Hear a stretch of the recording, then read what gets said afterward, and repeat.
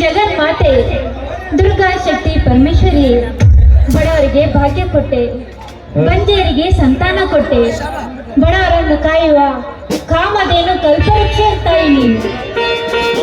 ದುಷ್ಟರನ್ನು ಸಂಹರಿಸಿ ಶಿಷ್ಟರನ್ನು ಪರಿಪಾಲಿಸುವ ತಾಯಿ ನೀನು. ಈ ನಮ್ಮ ಬಡವರ ಮನೆಯ ಮೇಲೆ ಯಾವ ದುಷ್ಟ ಶಕ್ತಿಯ ಕಣ್ಣು ಬೀಳದಂತೆ ಕಾಪಾಡುವ ತಾಯಿ ಎಂದು ನಿನ್ನಲ್ಲಿ ಸೆರೆಬಟ್ಟಿ ಬೇಡಿಕೊಳ್ಳುತ್ತೇನೆ ತಾಯಿ.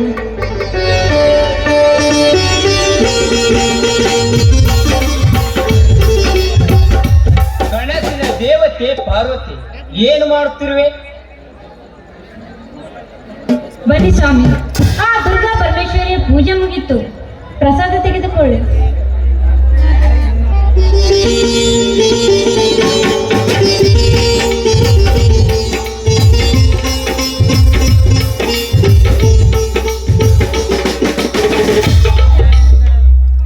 ತಂದೆ ಮಣಿದೇವ ಬಸವೇಶ್ವರ, ನಾನು ನಂಬಿದ್ದು ಎರಡೇ, ಒಂದು ಸದಾಕಾಲ ಭಕ್ತರನ್ನು ರಕ್ಷಿಸುವ ನಿನ್ನನ್ನು, ಇನ್ನೊಂದು ಸಮಸ್ತ ನಾಡಿನ ಜನತೆಗೆ ಅನ್ನ ಹಾಕುವ ಧನಿ ರೈತರನ್ನು. ಸ್ವಾಮಿ, ಈ ನಿಮ್ಮ ಮುತ್ತಿನ ಮಡದಿ ಮುತ್ತೈದೆ ಆಗಿರಲೆಂದು ಅರಸಿ ಆಶೀರ್ವದಿಸಿ. ದೀರ್ಘ ಸುಮಂಗಲೇ ಭವ, ಮೇಲೇಳ ಪಾರ್ವತಿ, ಆ ಮಣಿದೇವ ಮಾರುತೇಶ್ವರ ನಿನಗೆ ದೀರ್ಘಾಯುಷ್ ಕೊಟ್ಟು ಕಾಪಾಡಲಿ. ಧನ್ಯಳು ಸ್ವಾಮಿ, ನಿಮ್ಮಂತ ಪತಿ ದೇವರನ್ನು ಪಡೆದ ನಾನೇ ಧನ್ಯಳು. ಬನ್ನಿ, ಇಂದು ಸೀಗೆ ಹುಣ್ಣಿಮೆ ಅಲ್ಲವೇ? ಹೀಗೆ ಹುಣ್ಣಿಮೆ ಬಂತು ಅಂದ್ರೆ ಸಾಕು ಪಾರ್ವತಿ, ಎಲ್ಲಾ ರೈತರಿಗೆ ಸುಖಿ ಸಂಭ್ರಮ ಸಡಗರ.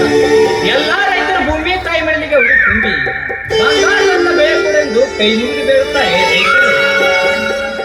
ಸ್ವಾಮಿ, ಈ ನಮ್ಮ ನಾಡಿನಲ್ಲಿ ಈ ಭೂತಾಯಿಯನ್ನು ನಂಬಿದವರು ಯಾವತ್ತೂ ಕಡೆಗಣಿಸುವುದಿಲ್ಲ, ಆ ತಾಯಿಯನ್ನು ಕೈ ಬಿಡುವುದಿಲ್ಲ. ನೋಡಿ, ಅದರಂತೆ ಈ ಭೂತಾಯಿಯನ್ನು ನಂಬಿದವರು ರೈತರು ಬಂಗಾರದಂತೆ ಬಾಳುತ್ತಿದ್ದಾರೆ. ರೈತರೇ ಈ ದೇಶದ ಬೆನ್ನೆಲುಬು, ಎದೆಗುಳವೇ ರೈತನ ಮಿತ್ರ. ಬಡತನ ಬರಗಾಲ ಹದ್ದಾಗಿ ತುಕ್ಕಿ ತಿನ್ನುತ್ತಿದೆ ಈ ನಮ್ಮ ರೈತರನ್ನು.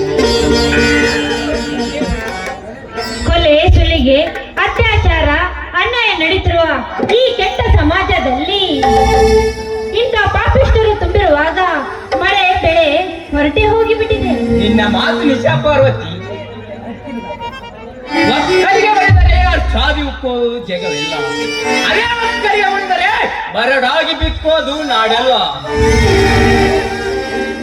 ನೋಡಿ, ಈ ಭಾರತ ಗಡಿ ನಾಡಿನಲ್ಲಿ ಕಾಯಲು ಸೈನಿಕರಿದ್ದಾರೆ, ಈ ಭೂತಾಯಿಯನ್ನು ಕಾಯಲು ರೈತರಿದ್ದಾನೆ.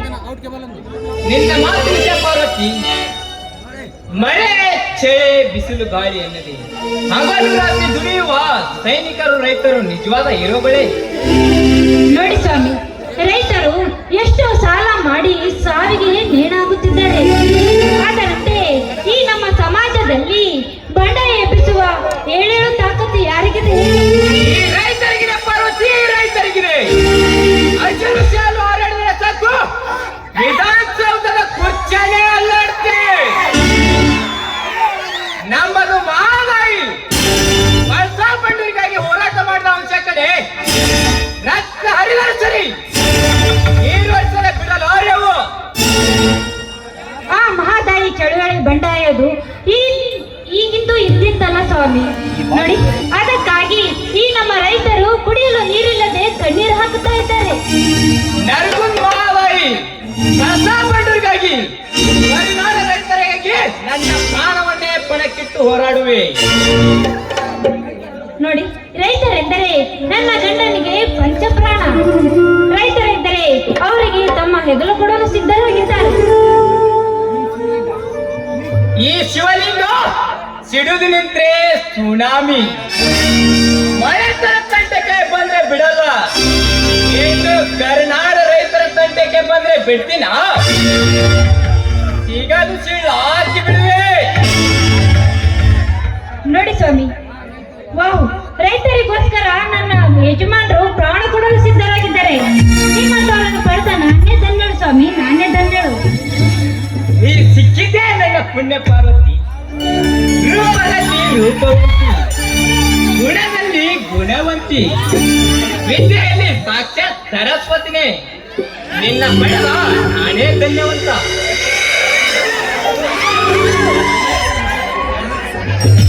ರೀ,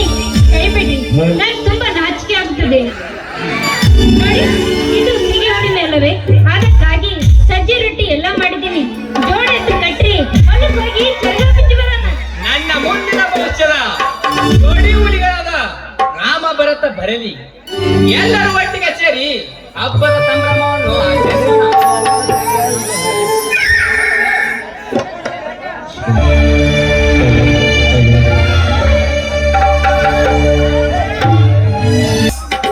ನೋಡಿ, ಭರತನನ್ನು ಕರೆದುಕೊಂಡು ಬರುತ್ತೇನೆಂದು ನನ್ನ ಮುತ್ತಿನ ಮೈದುನ ಹೋಗಿದ್ದಾನೆ ರೀ.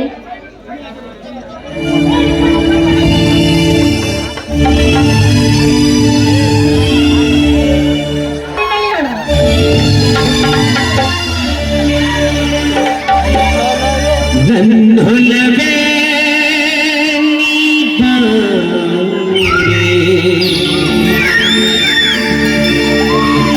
ನನ್ನ ಚಿಲುವೆ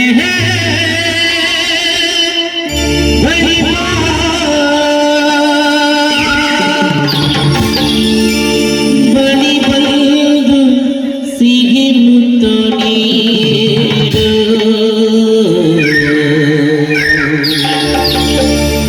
ಸಿಹಿ ಮುತ್ತಿನ ಕಾಣಿಕೆ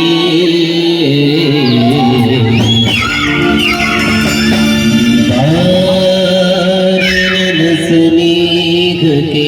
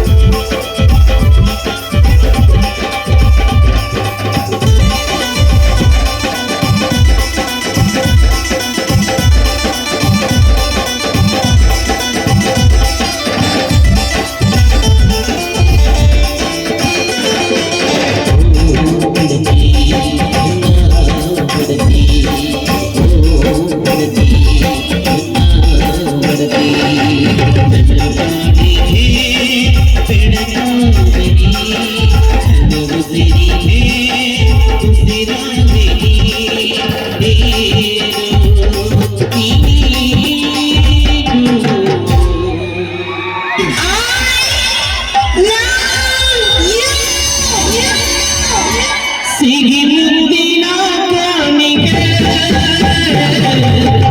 ಬಾರಿನ ಸ್ನೇಹಕ್ಕೆ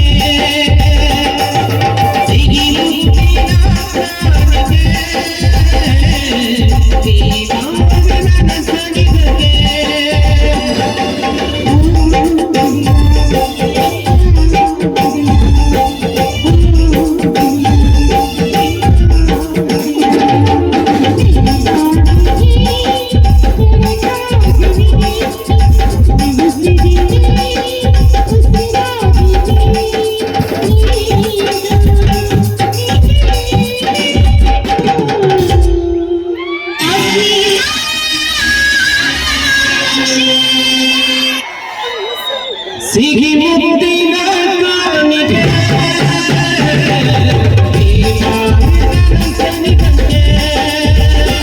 ಸಿಹಿ ಮುತ್ತಿನ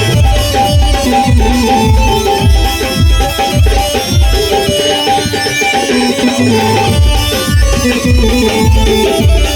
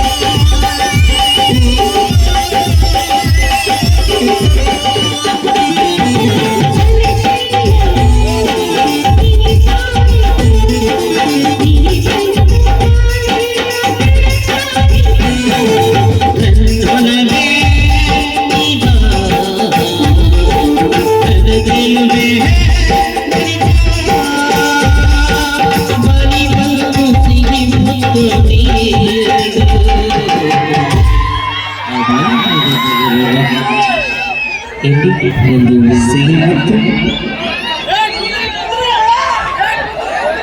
ಸಿಹಿ ಮುತ್ತಿನ ಕಾಣಿಕೆ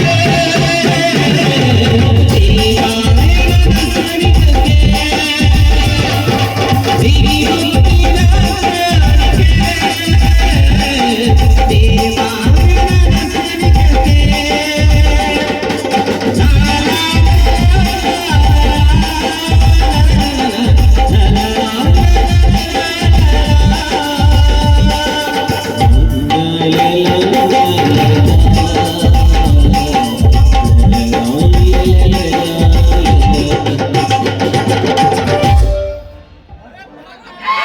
ಅರೆ ನೋಡಿ ಅಲ್ಲಿ, ನಿಮ್ಮ ಮುದ್ದಿನ ತಮ್ಮ ಭರತ್ ಬಂದೇ ಬಿಟ್ಟ.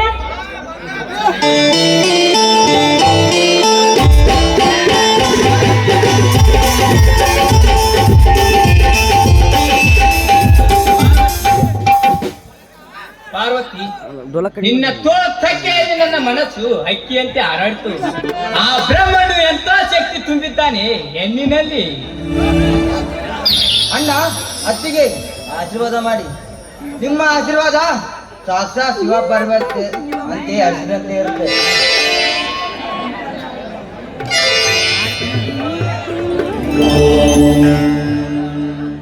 ಮೇಲೆ ಸೋದರ, ಆ ಪಂಚಮುಖದ ಪರಮೇಶ್ವರ ನಿನಗೆ ವಿದ್ಯಾ ಬುದ್ಧಿ ಆರೋಗ್ಯ ಹೆಸರು ಕೊಟ್ಟು ಕಾಪಾಡಲಿ. ಏನಪ್ಪ, ನಿನ್ನ ಪ್ರಯಾಣ ಸುಖಕರವಾಗಿ ನಡೆಯುತ್ತೆ? ಹೌದು, ನಿನ್ನ ವಿದ್ಯಾಭ್ಯಾಸ ಚೆನ್ನಾಗಿ ನಡೆದಿದೆ ತಾನೆ? ಚೆನ್ನಾಗಿ ನಡ್ತಾ ಇದೆ ಅತ್ತಿಗೆ. BA ಎಕ್ಸಾಮದಲ್ಲಿ 98 ಅಂಕ ಪಟ್ಟೆ.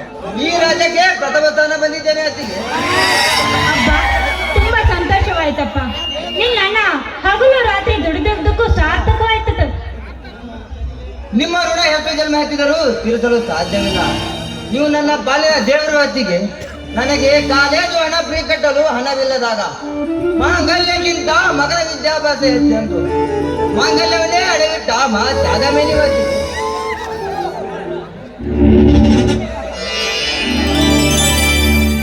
ಹುಚ್ಚಪ್ಪ, ಯಾಕೆ ಅಳ್ತೀಯಲ್ಲೋ? ನೋಡು, ಹಿರಿ ಮಗನಾಗಿ ಶ್ರೀರಾಮಿದ್ದಾನೆ, ಕಿರಿ ಮಗನಾಗಿ ನೀನಿರುವಾಗ ಇನ್ನು ನಿನ್ನ ಅತ್ತಿಗೆಗೆ ಇನ್ನು ಏನ್ ಬೇಕಪ್ಪ?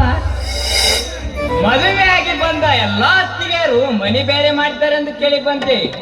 ಆದರೆ ಮೈದುನರನ್ನು ಸ್ವಂತ ಮಕ್ಕಳಂತೆ ಪ್ರೀತಿ ವಾತ್ಸಲ್ಯ ತೋರಿ ನೀನು ನಿಜಕ್ಕೂ ನನ್ನ ಪಾಲಿನ ದೇವತೆನೇ ಸರಿ. ನೋಡಿ ಸ್ವಾಮಿ, ಹೆಣ್ಣಾದವಳು ಮನಸ್ಸನ್ನು ಒಂದುಗೂಡಿಸಬೇಕೇ ಹೊರತು ಅದನ್ನು ಒಡೆಯುವ ಕೆಲಸ ಹೆಣ್ಣು ಮಾಡಬಾರದು ಸ್ವಾಮಿ.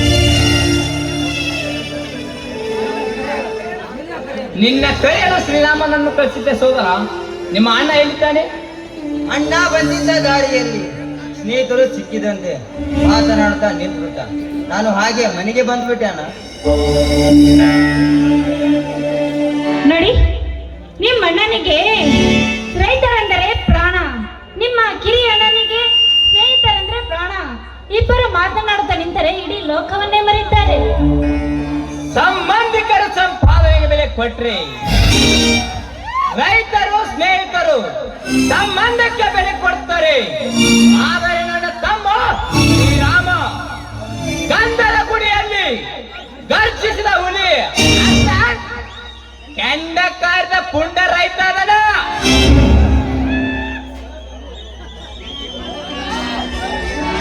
ಭರತ್, ನೋಡಪ್ಪ, ಹೆಂಗೂ ನಿನ್ನ BSI ಪರೀಕ್ಷೆ ಮುರಿಯುತ್ತಲ್ಲ, ಮುಂದೆ ಏನ್ ಮಾಡ್ಬೇಕೆಂದು ಮುಂದುವರಿಸಿದ್ದೀಯ? ಅಣ್ಣ ಅತ್ತಿಗೆ, ನಾನು ಕಾಲೇಜಿನಲ್ಲಿ NCC ಕೋರ್ಸ್ ಮುಗಿತು. ಈಗ ಇಂಡಿಯನ್ ನೇವಿ ಸೇರಲು ತಯಾರಿ ನಡೆಸಿದ್ದೇನೆ.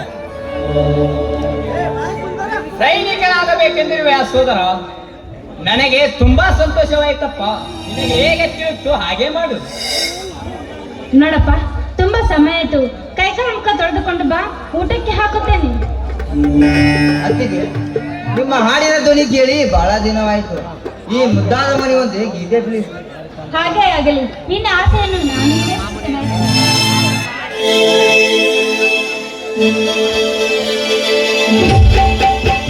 It's 5:02 a.m.